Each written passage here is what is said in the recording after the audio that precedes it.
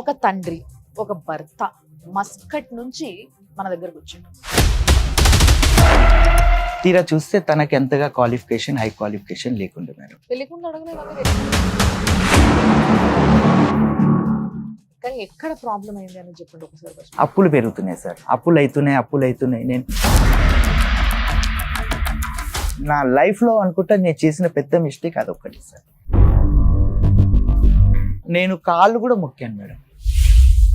ఎందుకు ఏమైనా తప్పు చేశారా మీరు? రిటర్న్ పంపిస్తానంటే నేను సూసైడ్ చేసుకొని చచ్చిపోతాను. నన్ను వారం రోజులు మరి ఇప్పుడు మీకు ఏం కావాలి? ఇప్పుడు నా ఇంటికి వస్తున్నాను, చావైనా బ్రతికైనా అంతే. నన్ను కోటి సంపద చంపేశారు మీరు.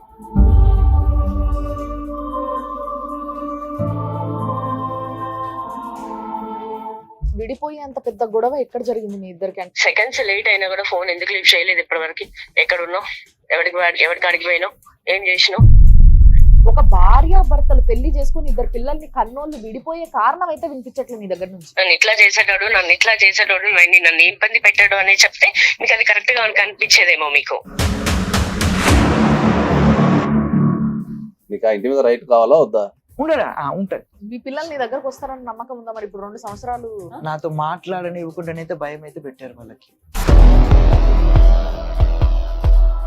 నీ భార్య నీ మాట ఇంటదేవో చూడాలి నువ్వు ఇప్పుడు. అదొక రకమైన ట్రీట్మెంట్. సుమన్ టీవీ ప్రేక్షకులకి నమస్తే. లైఫ్ జర్నీ కార్యక్రమానికి స్వాగతం. Eco Tejas world class electric bike అతి తక్కువ ధరలోనే. ఈరోజు ఒక తండ్రి, ఒక భర్త, ఒక ఇంటి యజమాని మస్కట్ నుంచి మన దగ్గరకు వచ్చిండు. ఏడ్చుకుంటూ వచ్చిండు. మగవాళ్ళు ఏడుస్తున్నారు అని అంటే ఏంటి అసలు ఇంత పెద్ద బాధ అని ఎవరైనా అనుకుంటారు కదా.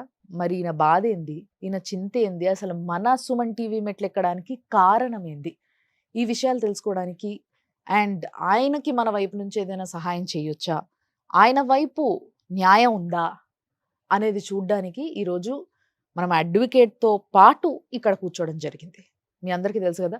సో లైఫ్ జర్నీలో మనకి senior most advocate, high court advocate ఆయన నాగేశ్వరరావు పూజారి గారు ఉన్నారు. సో ఆయనతో మాట్లాడదాం. ఆయనతో మాట్లాడి ఆయనతోనే ఈ ప్రాబ్లంకి సొల్యూషన్ తీసుకొద్దాం.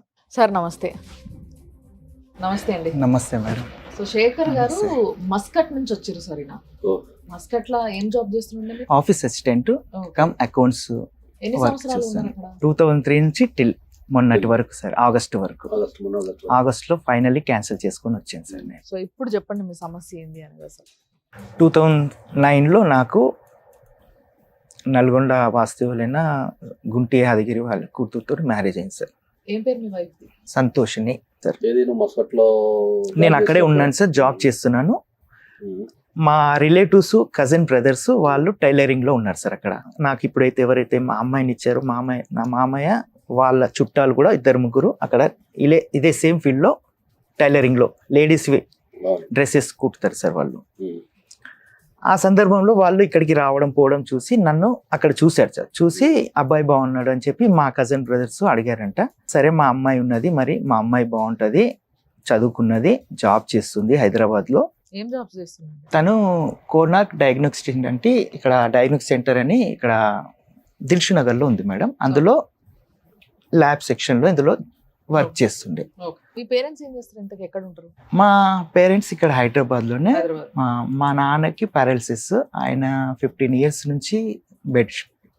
మా అమ్మ ఇంట్లోనే ఉంటుంది. ఇంతకి పెళ్లికి ముందు ఎప్పుడైతే మీరు దుబాయ్లో ఉంటారని తెలిసిందో, అంటే మస్కట్లో ఉంటారని తెలిసిందో, అప్పుడు మరి పెళ్ళి అయిన తర్వాత పిల్లని తీసుకుపోతావా, ఇక్కడ వదిలేస్తావా, ఏమైనా అయినాయా మాటలు ఇట్లాంటివి? అమ్మాయి చదువుకున్న అమ్మాయి అయితే నేను ఇక్కడికి అమ్మాయి జాబ్ పర్పస్ లో పిలిపించగలుగుతా. నాకంటే కంపెనీ ఇక్కడ కాస్ట్ ఆఫ్ లివింగ్ ఎక్కువ ఉంటుంది కాబట్టి నేను అమ్మాయిని తీసుకొచ్చి ఇక్కడ ఉండలేను. ఉంటే ఇద్దరం ఒకే దగ్గర ఉండాలి. అమ్మాయి చదువుకున్న అమ్మాయి నాకు కావాలంటే మా అమ్మాయి చదువుకుంది, చాలా బాగుంటది, జాబ్ కు ఇక్కడ సెట్ అవుతుంది, నీకు కరెక్ట్ అమ్మాయి సెట్ అవుతుంది అని చెప్పారు సార్ వాళ్ళు. తీరా చూస్తే తనకి ఎంతగా క్వాలిఫికేషన్, హై క్వాలిఫికేషన్ లేకుండా మేడం. ఏం చదువుకుంది ఇంతకి? బిఏ చేసా, ఇంటర్ చేశానంటుంది, కానీ ఇంగ్లీష్ మీడియంలో కాదు. పెళ్లికి ముందు అడగలేదా మీరు ఏం చదువుకున్నావు నువ్వు? కానీ ఎక్కడ ప్రాబ్లం అయింది అని చెప్పండి ఒకసారి ఫస్ట్. నేను వెళ్ళాక నీకు అక్కడికి జాబ్ వీసా చూస్తాను, ట్రై చేసి పిలిపిస్తాను అని అప్పటి వరకు మీ చెప్పాను. మమ్మీ డాడీతో ఉండమన్నారు. మా మమ్మీ డాడీతో తను ఉండను అన్నాను మేడం. నువ్వు వెళ్లే ముందు మా అమ్మ నాన్నతోటి ఏం చేస్తావో ఎలా మాట్లాడుతావో నాకు తెలియదు, మా అమ్మ వాళ్ళ ఇంట్లోనే ఉంచి వెళ్ళు అని చెప్పేసింది. 2009లో మ్యారేజ్ అయినాక ఫస్ట్ విజిట్లో తను 3 months వీసాలో పిలిపించి జాబ్ కోసం ట్రై చేస్తే దొరకలేదు సార్.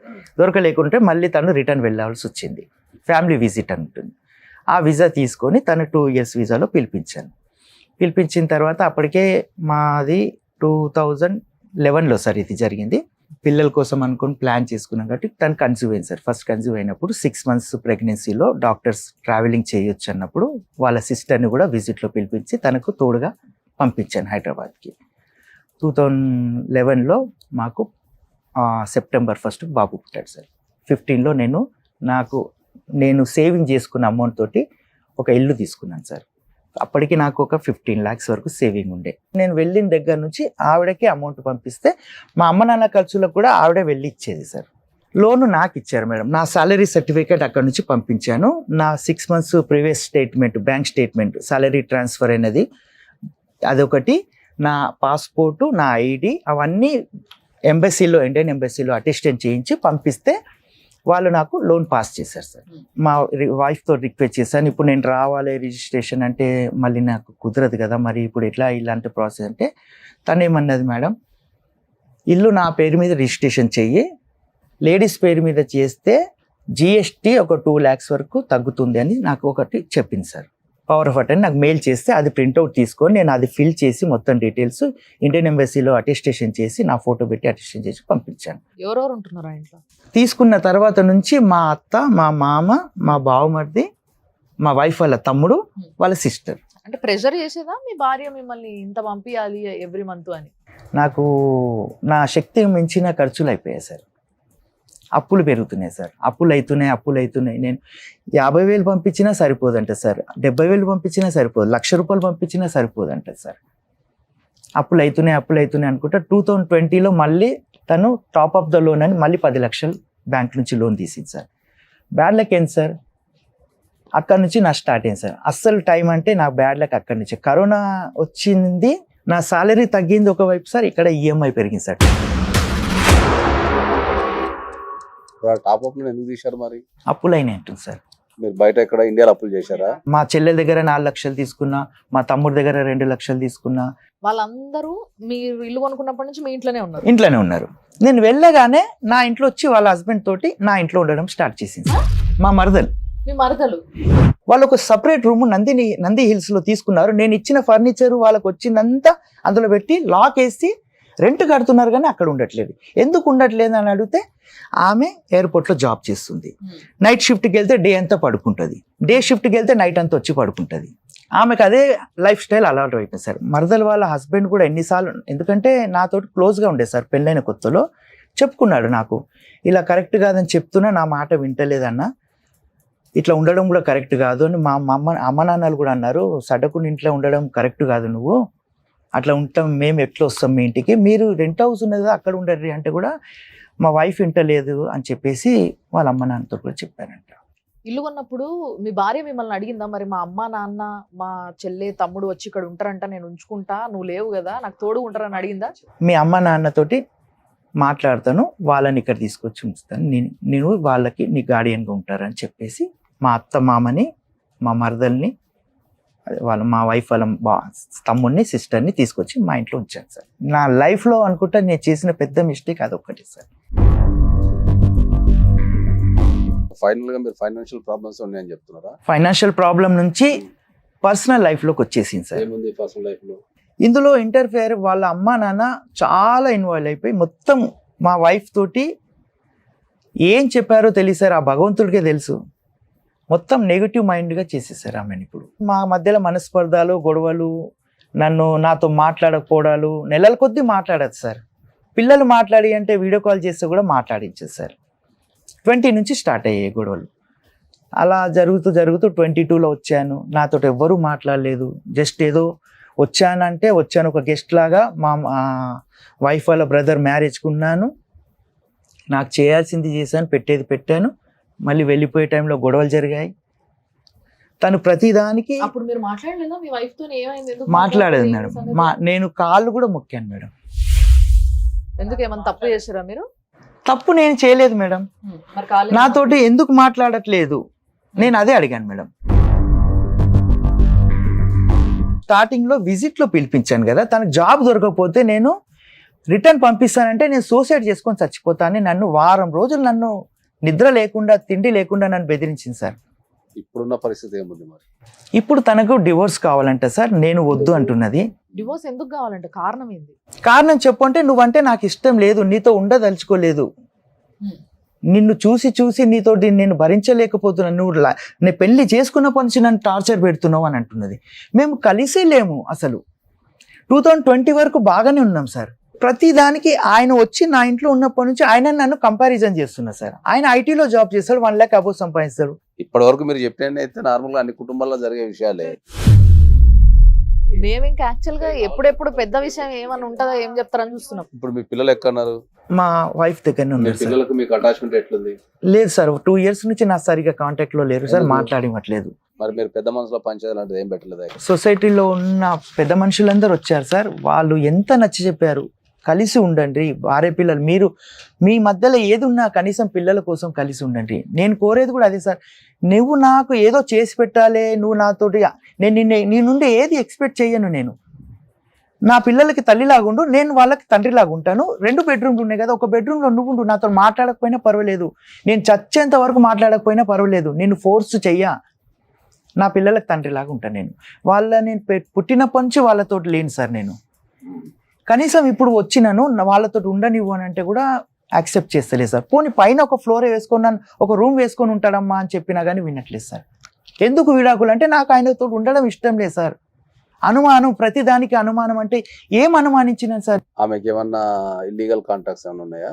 నేను దాని గురించి నేను నా మైండ్లో కూడా ఆలోచన రాలేదు సార్. కానీ ఇప్పుడు ప్రతి మనిషి అదే మాట చెప్తున్నారు సార్. అలాంటి పనులు ఎక్కువ రోజులు దాగవు, ఎక్కడెక్కడో లోపల దాచి పెట్టుకుంటే ఉండేటివి కావు. ఎవరో ఒకరు చెప్తారు, ఎవరి ద్వారానో మీకు తెలుస్తుంది.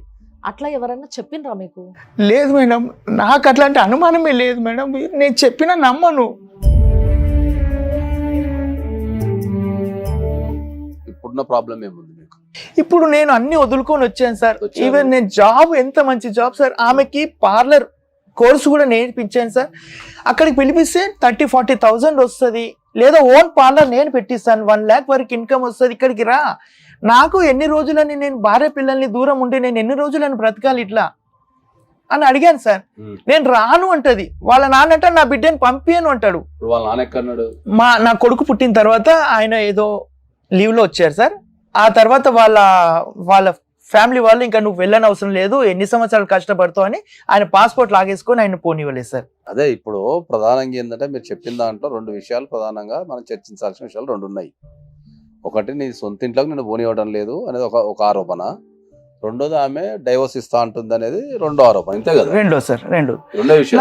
నాకు ఆస్తి వద్దన్నాను సార్. ఆమె పేరు మీద ఉండని, బంగారం నన్ను ఒక ఇంట్లో ఉండని, నాకు పిల్లలకి నాకు ఒక ఫాదర్ లాగా, నాకు వాళ్ళ నీడ్స్ చూసుకుంటా నేను ఉంటాను అంటే కూడా ఒప్పుకోవట్లేదు సార్. మరి ఇప్పుడు మీకు ఏం కావాలి? నాకు నా భార్య పిల్లలు కావాలి సార్. నాకు ఏది వద్దు సార్. నేను అన్నాను, ఇప్పుడు నా ఇంటికి వస్తున్నాను, చావైనా బ్రతికైనా అంతేనన్నా. నన్ను కోటి సంపద చంపేశారు మీరు. నా భార్య పిల్లలు లేని బ్రతుకు నాకు వద్దే వద్దు. నాకు అమ్మ నాన్న లేరు, భార్య పిల్లలు ఉన్న భార్య పిల్లలు కూడా నన్ను వద్దంటున్నారు.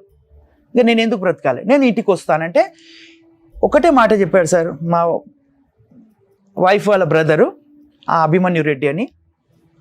కొంచెం ఓపికతోటి కొద్ది రోజులు బయట ఉండు, ఇంటికి రాకు. ఇప్పుడు ఇంటికి వస్తే గొడవలు అవుతాయి. ఆమె నీ మీద కోపంగా ఉన్నది.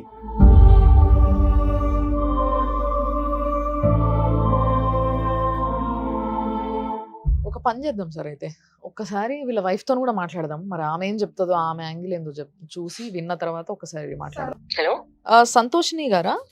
అవునండి, చెప్పండి. సంతోషిని గారు, మీ హస్బెండ్ శేఖర్ గారు సుమన్ టీవీకి వచ్చారండి. ఓకే. ఆయన ఏడుస్తున్నారు. మీరు అంటే తన వైఫ్ పిల్లలు కావాలని ఏడుస్తున్నారు. ఓకే. సో మీరేమో ఆయన వద్దనుకుంటున్నారట. ఓకే. ఏంటి రీజన్ అని అంటే, పెద్ద గొడవలు ఏం లేవు, నన్ను వద్దంటుంది తను అని చెప్పేసి చెప్తూ ఉన్నారు. ఓకే. మీరేమంటారు? అసలు ఏమైంది ప్రాబ్లం? ఎందుకు ఏడుస్తున్నారు మరి ఆయన? ఇప్పుడు ఏదైనా సిచ్యువేషన్ వస్తుంది, ఆ సిచ్యువేషన్ లో ఇది ఏంటి, ఇది ఎందుకని ఏది అడగొద్దు, క్వశ్చనింగ్ చేయొద్దు తనని. నేను హ్మ్. ఏది కూడా హ్మ్. అమౌంట్ ఇది ఇట్లా అంటే కూడా ఏది అడగొద్దు. తను అడిగిన దానికి సమాధానం అంతే. ఇది ఇంత, నువ్వు 3 కాళ్ళు అంటే 3 కాళ్ళే అనాలి, 4 కాళ్ళు అంటే 4 కాళ్ళే అనాలి. ఇప్పుడు అంతకు మించి ఇంకో మీకు క్వశ్చన్ నెల నెల చేయడానికి లేదు. పైసలు పంపించేటోడు అనేసి అంటున్నారు. మరి పంపించేటోళ్ళ నిజంగానే? పంపించాడండి. విడిపోయి అంత పెద్ద గొడవ ఎక్కడ జరిగింది మీ ఇద్దరికి? అంటే ఇప్పుడు బేసిక్ గా భార్య భర్తల మధ్యలో కొన్ని చిన్న చిన్నవి జరుగుతూనే ఉంటాయి, మళ్ళీ కలిసిపోతా ఉంటారు. చిన్నవి ఏం లేదండి. మ్యారేజ్ అయిన కాడి నుంచి యాక్చువల్ గా ఫుల్ పిచ్చ అనుమానం తనకి. ఇప్పుడు ఏమంటే ఎవరైనా చెప్తే కూడా నమ్మడానికి ఉండదు. హ్మ్. తను అలా బిహేవ్ చేస్తాడు. కనిపించేది ఒకలాగా, వెనక తిరిగేది ఒకలాగా. కంపెనీ నుంచి రూమ్ ఉంటది, అన్ని ఫెసిలిటీస్ ఉంటాయి, ఏ ఇబ్బంది ఉండదు అనేసి చెప్పినోడివి కనీసం తీసుకెళ్లి నువ్వు, కనీసం ఒక పెద్ద హాల్ ఉంటుందండి, హ్మ్. కనీసం ఒక 10 to 15 మెంబర్స్ ఈజీగా పడుకోవచ్చు. ఆ హ్మ్. హాల్లో తీసుకెళ్లి నువ్వు అక్కడ ఉంచావు అనేసి ఒక అమ్మాయి ఎలా ఉంటది. ఇక్కడికి వచ్చిన తర్వాత కూడా మళ్ళీ సేమ్ అంతే. ఫోన్ కనీసం ఒక 5 to 10 minutes లేట్ అయినా లేదు, 5 to seconds లేట్ అయినా కూడా ఫోన్ ఎందుకు లిఫ్ట్ చేయలేదు ఇప్పటి వరకు, ఎక్కడున్నావు, ఎవరికి అడిగి పోయినావు, ఏం చేసినావు, హ్మ్. ఇవి మాటలు రిపీటెడ్. అసలు మనుషులని పోనీ మానసికంగా అంత ఎట్లా హింస, ఎట్లా చేశారు మిమ్మల్ని అంటే, అంత హింస పెడుతుంటే ఎవరికైనా వినిపించారా? లేదంటే ఏదైనా రికార్డ్ చేసి పెట్టారా మీరు? నేను ఎవరికి ఏమీ చెప్పలేదండి. వైఫ్ అండ్ హస్బెండ్ మధ్యలో చాలా మిస్అండర్స్టాండింగ్స్ ఉంటాయి. ఒకవేళ మీరు అన్నట్టుగా అనుమానమే ఉందనుకుందాం ఆయనకి.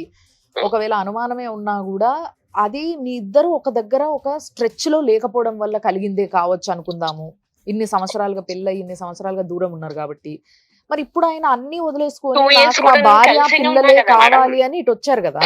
అవును, ఇటు వచ్చినప్పుడు మరి ఒక ఛాన్స్ ఇచ్చి చూడొద్దా మీరు? 2015 వెళ్ళి తీసుకున్నాము, అయిపోయింది. ఈఎంఐ కడుతున్నా, 2 years బానే కట్టాడు, చేశాడు. నేను జాబ్ చేస్తానని చెప్పాను. అవసరం లేదు, నువ్వు చేయాల్సిన అవసరం 10-12 వేల కోసం నువ్వు వెళ్ళాల్సిన అవసరం లేదు. బస్సులలో అంతగానే తిరిగి వాడతాక వీడి దాకా ఎన్ని గంటలకు వస్తావో, ఏం చేస్తావో, ఇవి మాట. హ్మ్. ఎన్నిసార్లు అడిగినా కూడా హ్మ్. వంకరగా మాట్లాడేటోడు. హ్మ్. ఇయర్ కి వన్స్ వచ్చినా కూడా 1 month లో 20 days ఏడ్చేదాన్ని నేను. హ్మ్. యాక్చువల్ గా చేసేటప్పుడు కూడా ఫోన్ తీసా అంటాడు, మీ ఫ్రెండ్స్ ఇట్లా చేస్తారంటావు, మా ఫ్రెండ్ ఇట్లా చేస్తారంటారు, వాళ్ళు ఇలా ఉంటారంట, వీళ్ళు ఇలా ఉంటారంట.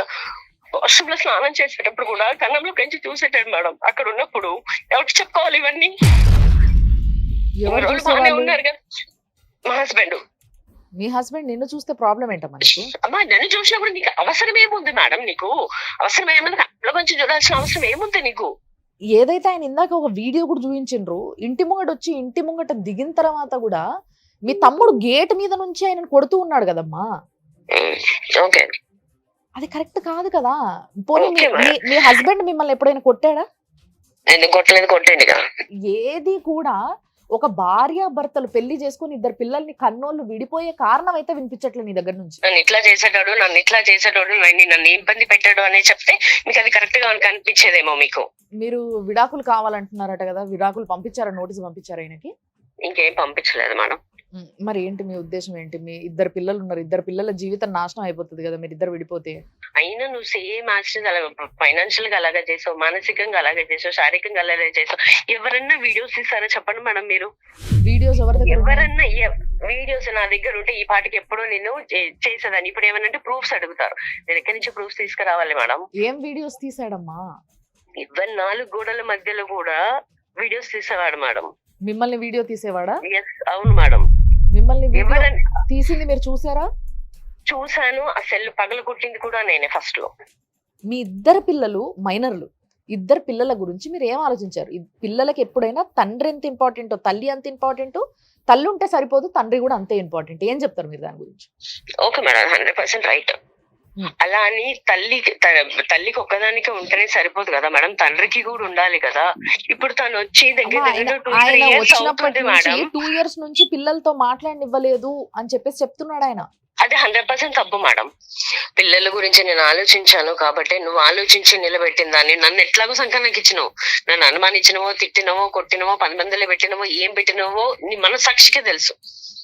పిల్లల గురించి నేను ఆలోచించాను కాబట్టి రోడ్డు మీద పడతాన్న దాన్ని కాపాడుకున్నా నేను. ఇప్పుడు నార్మల్ గా వచ్చిన కాడ నుంచి సంతోష్ ని 15 ఒక minutes మాట నుంచి వెరీ చెప్తున్నారు క్లియర్, ఉన్నారు అనేసి ఒక అంటే మాట వెరీ నేను క్లియర్. half నేను of the చెప్తా వరకు విను, చెప్పేసరికి మేడం నేను చెప్తా విను ఒక్కసారి. సంతోష్ని, నువ్వు చెప్పండి.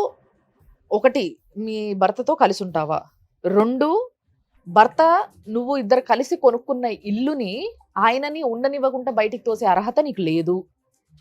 లేదా ఎవరు ఉండకుంటూ ఉండాలి, అంతే తప్పితే ఆయన ఉండకుండా చేసే అర్హత మాత్రం నీకు లేదు ఒకటి. అండ్ మూడోది పిల్లల భవిష్యత్ ఏంటి, ఈ మూడిటికి మాత్రం సమాధానం చెప్పు. వీటి గురించి ఏం ఆలోచించను. అది మీ వైఫ్ అక్కడికి వచ్చినప్పుడు ఏదో పెద్ద హాల్ తీసుకొని ఉంచిండ్రు మీరు అని అంటుంది, అది ఏంటి హాల్లో ఉంచారా? హాల్ కాదు మేడం, ఫస్ట్ టైం వచ్చినప్పుడు నా కంపెనీ నాకు పర్మిషన్ ఇచ్చింది, విజిట్ వీసాలో వస్తుంది కాబట్టి ఇచ్చారు, కంపెనీ రూమ్ ఇచ్చారు, కంపెనీ రూమ్ లోనే ఉన్నది వెళ్ళిపోయింది. Okay. Second time permanent visa తీసినప్పుడు కంపెనీ నాకు ఇవ్వదు మేడం, ఎందుకంటే అది ఓన్లీ మేనేజర్ లెవెల్కి పెద్దవాళ్ళకే ఇస్తారు వైఫ్కి వీసా, పిల్లలకి. నాకు నా పొజిషన్ని బట్టి ఇవ్వరు, ఎందుకంటే నాకు ఇస్తే ఇంకా 10 మందికి 100 మందికి ఇవ్వాల్సి వస్తుంది, అది సిచ్యువేషన్. కాబట్టి ఇవ్వనన్నారు, రూమ్ ఇవ్వనన్నారు, వీసా ఇవ్వనంటే నేను బయట పే చేసి, అక్కడ స్పాన్సర్లు ఉంటారు సార్ ఆ కంట్రీ వాళ్ళు, వాళ్ళకి పే చేసి నా వైఫ్ని పిలిపిస్తున్నా అంటే వాళ్ళ రెస్పాన్సిబిలిటీ మీద వాళ్ళు ఒక వీసా ఇస్తారు మేడం. అక్కడ మాకంటూ వీళ్ళు సపరేట్ ఉంటే వాళ్ళు సపరేట్ ఉంటే, నేను మా కో బ్రదర్ దగ్గర షేరింగ్ అకామిడేషన్ తీసుకున్నాను సార్. ఎందుకంటే ఒక్కొని తీసుకుంటే 30,000-40,000 పోతుంది సార్ నాకు. నేను వచ్చే సాలరీలో 30,000-40,000 నేను రూమ్కే పే చేస్తే నేను ఏం తింటాను, నేను ఏం కడతాను, ఏం సేవింగ్ చేస్తాను మేడం, ఆ ఆలోచించే షేరింగ్లో తీసుకున్నాను మేడం మా కో బ్రదర్స్ తోటి.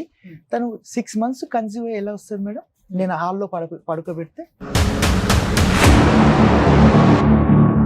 ఇప్పుడు మీరు విన్నారు ఆమెతో మాట్లాడింది. నిజంగా చెప్పాలంటే యాక్చువల్గా ఆమె మాట్లాడిన విధానం వింటుంటే ఫస్ట్ నుంచి ఆమె ఎప్పుడు కూడా నేను అడిగేదాకా కావాలని అడిగా, నేను అడిగేంత వరకు కూడా తన భర్త తనని కొట్టినట్టుగా చెప్పట్లే. ఎందుకమ్మా ఎక్కడైంది గొడవ అని 3 సార్లు అడిగిన నేను ఆమెని. ఎప్పుడైతే నీ భర్త ఏమని నేను కొట్టిండా, ఆయన ఎందుకు కొట్టిరు మీరు, గేట్ మీద నుంచి మీ తమ్ముడు ఎందుకు కొట్టిండు అన్నప్పుడు నన్ను కొట్టిండు కొట్టలేదా అని అప్పుడు స్టార్ట్ చేసింది ఆవిడ. సో బేసిక్గా నాకు తెలిసినంత వరకు ఆడవాళ్ళు ఇప్పుడు వరకు మనం ఇన్ని కేసులు చూసినాం, ఎవరైనా కూడా ఎందుకు వదిలేస్తున్నావు అమ్మా, నీ భర్తని ఎందుకు వద్దనుకుంటున్నావు అని అంటే నన్ను కొట్టేటోడు మేడం అని ఫస్ట్ చెప్పే పాయింటే అది, ఒకవేళ నిజంగా కొడితే. ప్రధానంగా అయితే ఇద్దరు చెప్పిన దాని ప్రకారం అయితే అన్ని ఒక జనరల్ సంసారంలో ఉండే గొడవలు మాత్రమే ఉన్నాయి. ఈయన చెప్పిన దాని ప్రకారం అయితే ఆమె కూడా అడ్మిట్ చేస్తుంది, ఏంటంటే మనీ తీసుకున్నాను అయితే అడ్మిట్ చేస్తుంది ఆమె. ఎంత ఉంటే అంత, అంటే 30,000 పంపించిన రోజులు ఉన్నాయి, 1 lakh పంపించిన రోజులు ఉన్నాయి అని చెప్పి చెప్తున్నారు. ఇప్పుడు ఈ ఓవరాల్ సినారియోలో చూస్తే ఏంటి అంటే, ఇప్పుడు ఈయనైతే ఏదైతే 2003 నుంచి ఉన్నారు కదా మీరు, 2003 నుంచి ఇప్పటి వరకు మొన్న 2024 ఆగస్టు వరకు సంపాదించిన పైసలన్నీ సరే, ఇద్దరి మధ్యలో ఎంత గొడవలు ఉన్నా ఇక్కడ ఫైనాన్షియల్ ఇష్యూ వచ్చారకైతే ఈయన మొత్తం పెట్టుబడి అయితే ఇటే పంపించేసి, సో వాళ్ళ ఫ్యామిలీ అయితే అంతా అక్కడ సెటిల్ అయిపోయింది. ఓకే, ఇప్పుడు ఈయన వచ్చిన తర్వాత ఆమె డైవర్స్ తీసుకుందామని డిసైడ్ అయిపోయింది, అందుకని ఇంట్లోకి రానిస్తాను లేదు. ఓకే, జనరల్గా చట్ట ప్రకారం ఏంటంటే మీ దగ్గర కనుక ఆమె అకౌంట్లకు పంపించిన, అంటే ఇప్పటిదాకా ఇల్లు కొనడానికి పంపించిన ప్రూఫ్లని కనుక ఉంటే మీరు ఆమె పేరు మీద ఉన్నదాన్ని మీరు క్యాన్సిల్ చేసేసుకోవచ్చు. నేను అప్రాక్సిమేట్లీ ఇందులో తగ్గొచ్చు, ఒక 10 లక్షలు 5 లక్షలు, 89,98,700 నా లెక్క ప్రకారం వచ్చింది సార్ ఇంతవరకు ఆమెకు క్యాష్ లో రూపంలో. హౌస్ లోన్ అయిపోయిందా, ఉందా మీకు అది? హౌస్ లోను అదే సార్, మా అమ్మది డెత్ అయింది కదా సార్, చనిపోయారు. వచ్చి నేను వెళ్ళిన 1 week 10 daysకే నాకు తెలియకుండా వాళ్ళ మదర్, ఫాదర్, బ్రదర్, సిస్టర్ అందరిని తీసుకెళ్ళి బ్యాంక్ లోన్ అవుట్ స్టాండింగ్ మొత్తం క్లియర్ చేసి, బ్యాంక్ మేనేజర్ తోటి ఏం మాట్లాడుకున్నారో తెలియదు, డాక్యుమెంట్ తీసుకొచ్చుకొని దాచేసుకున్నారు సార్. ఇల్లు డాక్యుమెంట్స్ ఎంత క్లియర్ చేశారు మీ ఐడియా ప్రకారం? బ్యాంక్ వాళ్ళు అంటున్నారు 22 lakhs సార్, దానికి సంబంధించిన డీటెయిల్స్ ఇవ్వండి సార్ అంటే ఇవ్వట్లేదు సార్ వాళ్ళు. ఇది సేల్ డీట్ ఆమె పేరు మీద చేయించారు సార్, దానికి సంబంధించిన పవర్ ఆఫ్ అటెండ్ సార్ నేను పంపించాను, ఇది పంపిస్తేనే వాళ్ళు ఆమె పేరు మీద రిజిస్ట్రేషన్ చేస్తానన్నారు, ఆమెకి రైట్స్ పవర్స్ ఇస్తాన్నారు. ఇల్లు ఆమె పేరు మీద ఉంది కాబట్టి డాక్యుమెంట్స్ ఆమెకే ఇచ్చేస్తారు. లోన్ క్లియర్ చేసేటప్పుడు లోన్ బ్యాంక్ వాళ్ళు ఎవరు క్లియర్ చేసినా తీసుకుంటారు. అక్కడ వైఫ్ అండ్ హస్బెండే కాబట్టి ఆ బ్యాంక్ వాళ్ళతో టచ్ లో ఉంటారు కాబట్టి ఎవ్రీ మంత్ ఈఎంఐ పోతుంది కాబట్టి పేపర్లు ఆమె దగ్గరనే ఉన్నాయి కాబట్టి ఆ ముందే బ్యాంక్ వెళ్ళి చెప్పి ఉంటుంది, పేపర్లు నా పేరు మీద ఉన్నాయి, లోన్ నేను కట్టేస్తాం, మా హస్బెండ్ అంటే డిఫాల్ట్ ఇచ్చేస్తారు. వైఫ్ అండ్ హస్బెండే కదా. నాకు 51 years సార్. నేను ఇప్పుడు అది తీసుకొని ఏం చేస్తాను సార్, నేను సంపాదించే నా పిల్లలకి ఇంకా ముందు కూడా ఏం చేస్తావు అనేది ఇక్కడ పాయింట్ కాదు. ఇప్పుడు ఆ ఇంటి మీద నీకు రైట్ ఉందా లేదా అనేది ఒక పాయింట్. నీకు ఆ ఇంటి మీద రైట్ కావాలా వద్దా? ఉంటాను మరి ఉండడానికి కావాలి కదా. అవును సార్, అదే మరి ఉండడానికి కావాలంటే ఇప్పుడు చట్ట ప్రకారం ఆ ఇల్లు ఎవరి పేరు మీద ఉంది?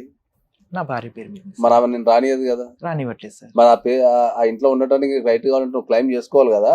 ఇప్పుడు నా జీవితాంతం కష్టపడ్డ సొమ్ము అంతా నేను ఆ ఇంట్లో పెట్టినా కాబట్టి మరి నాకు ఉండే అవకాశాన్ని కానీ లేకపోతే నా పార్ట్నర్కి రావాలని అయితే నువ్వు అడగాలి కదా.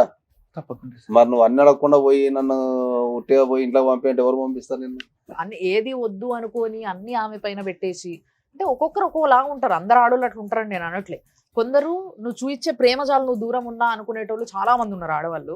అట్లాంటి వాళ్ళు కాకుండా నువ్వు ఇచ్చే ఆస్తి చాలు, నువ్వు ఆడికెళ్ళి పైసలు పంపుతున్నావు, నువ్వు లేకుంటే ఏంది, నువ్వు ఆడ బాగుండు మేము ఈడ బాగుంటాం అనుకునేటోళ్ళు కొందరు ఉంటారు. పెద్ద మనుషులకు చెప్తున్నారంట, మా అత్త మామ వీళ్ళందరూ కలిసి Ten years- 10 years 10 బయట years లో ఉండు, బయట ఉంటే సమస్య సాల్వ్ ఆయన వచ్చి అయిపోతుంది ఏం చేస్తాడు ఇక్కడ ఉండి, ఏమన్నా పిల్లలు చేసిందా, పిల్లలు కానీ ఉందా, సంసారం చేసిందా అని అంటారంట సార్. చూడండి సార్, ఇంత అంటే నన్ను వాళ్ళు పెద్ద మనుషులన్నా నిన్ను ఒక ATM కార్డ్ లాగా యూజ్ చేసుకుంటున్నారు. ఇప్పుడు నువ్వు పోయి సంపాదించి పంపించు, నేను రేపు భర్తలాగా యాక్సెప్ట్ చేస్తా చూడు అని వాళ్ళు అంటున్నారు సార్. సార్ చెప్తున్నది కూడా అదే, నీకు వాళ్ళు ఆ పెద్దలు చెప్పింది కూడా నీకు అదే, నీకు ఇంకా అర్థమైతలేదు ఆ విషయం. నీ పైకి నీ పేరు మీదకి కొన్ని నువ్వు తెచ్చుకున్నప్పుడు నీ భార్య నీ మాట ఇంటదేవో చూడాలి నువ్వు. ఇప్పుడు అదొక రకమైన ట్రీట్మెంట్. అది చాలా మంది మగవాళ్ళు చేసే తప్పండి ఇది. ఇంతకుముందు కూడా మనం చాలాసార్లు కొంతమంది మొగోళ్ళని చూసినాం సార్. వీళ్ళు ఏంటంటే మొత్తం సంసారం వదిలేస్తారు, చేతిలో పట్టుకోరు. వీళ్ళు భార్య చూసుకుంటది, భార్య చూసుకుంటది, భార్య చూసుకుంటది, గాడి భార్య చాకరీ చూసుకుంటది. చేస్తారు. భార్య చూసుకుంటుంది కదా మరి. భార్యనే చూసుకుంటది అనమాట, మిమ్మల్ని తప్ప అనే చూసుకుంటది భార్య.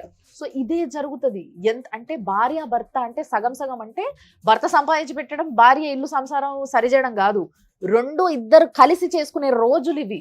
ఇప్పుడు 80% పిల్లల్ని కలవనిస్తాం లేదా? కలవనిస్తలే. స్కూల్కి వెళ్ళినాను సార్. స్కూల్కి వెళ్ళి నా పాప బాబు పేరు చెప్పాను, సమీక్ష విఘ్నేష్ని కలవాలి వాళ్ళ ఫాదర్ని అంటే కూర్చోమన్నారు సార్. రిసెప్షన్లో కూర్చున్నాను.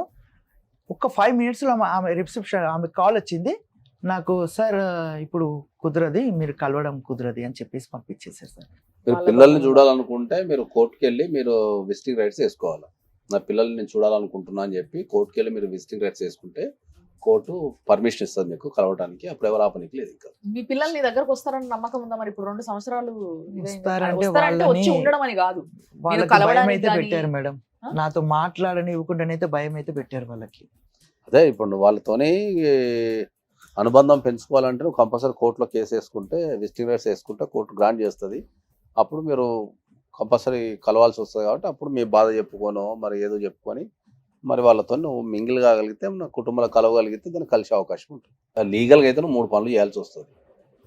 ఒకటి, ఇల్లు నీ పేరు మీద మార్చుకోవడం.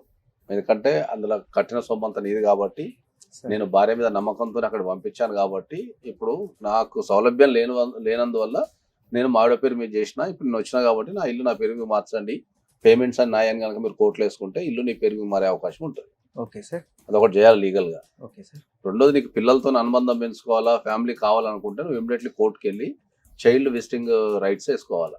నా పిల్లల్ని నాకు బీయింగ్ ఏ ఫాదర్ నా పిల్లల్ని చూసే అధికారం నాకు ఉన్నది అని చెప్పి మీరు విజిటింగ్ రైట్స్ వేసుకుంటే కోర్టు తప్పకుండా గ్రాంట్ చేస్తుంది. ఆ విజిటింగ్ల వల్ల మీ మధ్యలో ప్రేమ, అనుబంధాలు, ఆప్యాయతలు పెరిగే అవకాశం ఉంటుంది. ఓకే, పిల్లలు కాబట్టి కొద్దిగా అవతల సైడ్ నుంచి కూడా ఏమన్నా కొద్దిగా బెదిరించో లేకపోతే మాట్లాడద్దాను ఇన్స్ట్రక్షన్స్ ఇచ్చుండొచ్చు. ఎగ్జాక్ట్లీ. సో నువ్వు ఫ్రీక్వెంట్ విజిట్స్ చేయడం ద్వారా వాళ్ళ మనసు మార్చగలగాలి.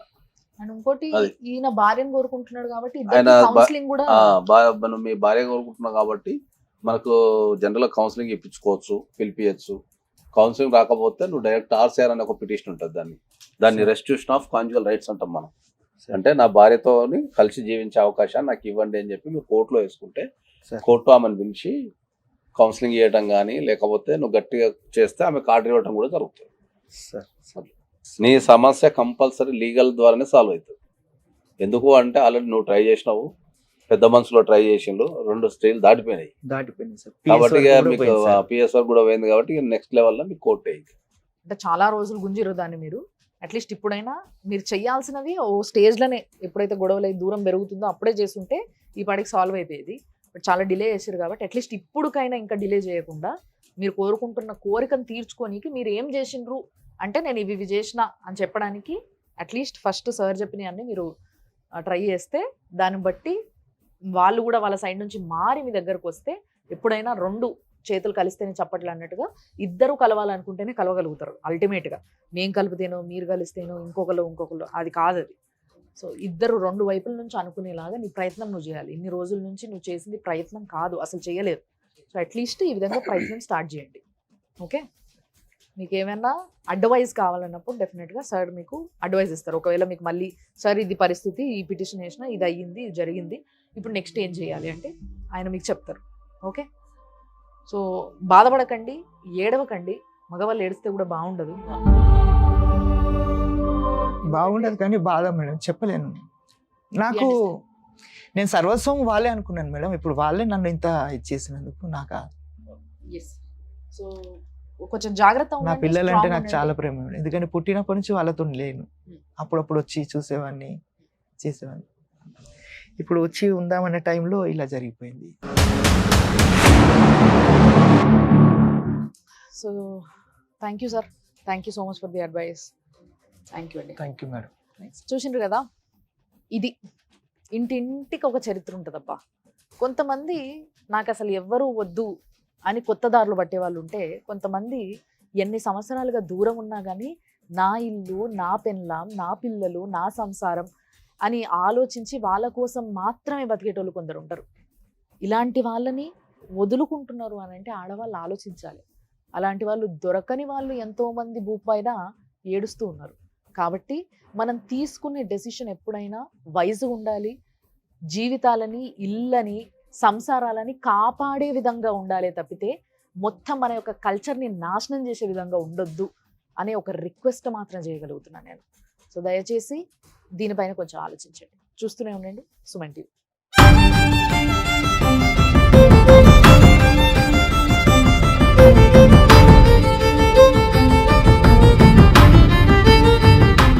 Anchors dress courtesy sari house, OU colony, Shaikpet, Hyderabad.